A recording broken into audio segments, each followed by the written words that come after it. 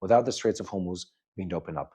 President Trump is a master of media and a master of not manipulation, but understanding how public perception works. And he's done exactly that. When the stock markets were going down, when the oil price was going up globally, President Trump released information that inspired peace, safety, and a sense of security throughout the markets around the world. And he created a deadline that pushes this process forward to the weekend, giving room for the markets to adjust, for the price of a barrel of oil to go down, and for him and his team enough room to negotiate the next steps that will take place in the conflict with Iran.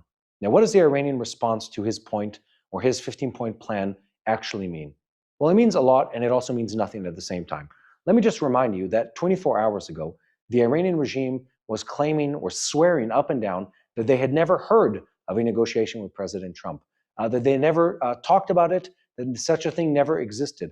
Trump actually named the chair of the Iranian parliament as the character, Kalibaf is his name, as the character with which they were negotiating. And that man, it was almost as if someone claimed that he suddenly had a sister created. It's a joke, by the way, that we say in Hebrew. And he starts swearing, I've never heard of this. We've never spoken to these people. We know nothing of it.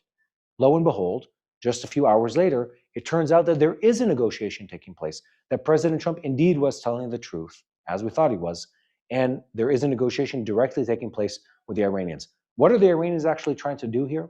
They are negotiating for their position. They're negotiating for their posture.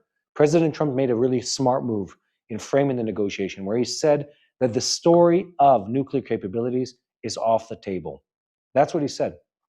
He said we already agreed on whether or not there will be nuclear capabilities, and the Iranians have already agreed to give up on their nuclear plan.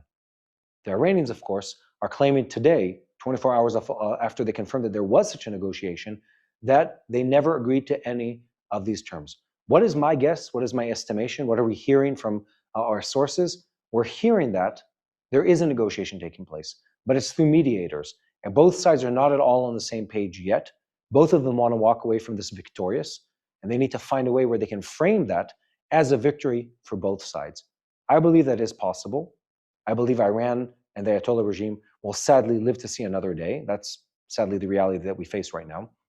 And more importantly, I believe that President Trump won't rest and won't move on from this war until it is abundantly clear that the Iranians were defeated, that they can no longer export terrorism to this region, and that we're moving on to a different day.